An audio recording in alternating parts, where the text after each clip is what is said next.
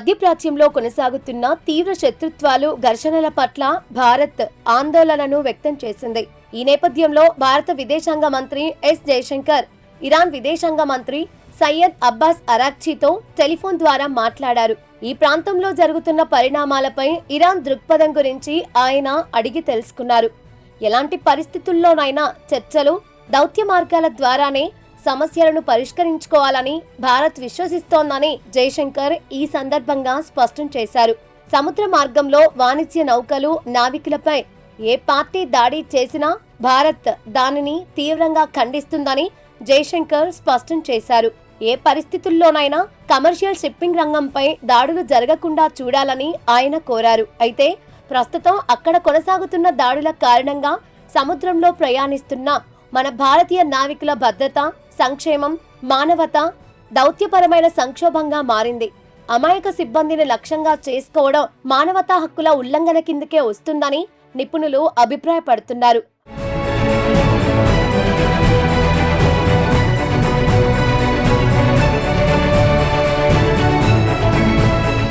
మధ్యప్రాచ్య సముద్ర జలాల్లో అమెరికా బలగాలు నిఘా కొనసాగిస్తున్నాయి.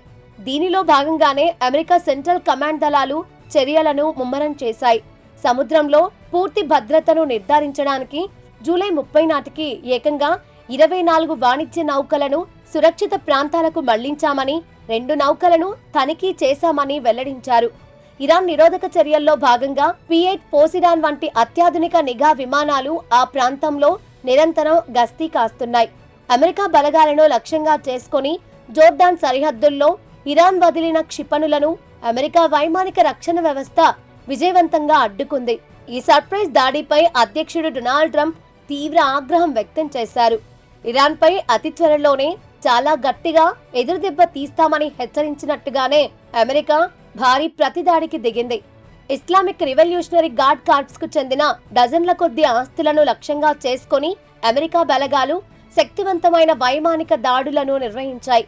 అమెరికా జరిపిన ఈ ప్రతీకార దాడుల కారణంగా ఇరాన్లోని హార్మోజ్గాన్, ఖుజెస్తాన్ వంటి అనేక దక్షిణ ప్రావిన్స్లలో భారీ పేలుళ్ల శబ్దాలు వినిపించాయి.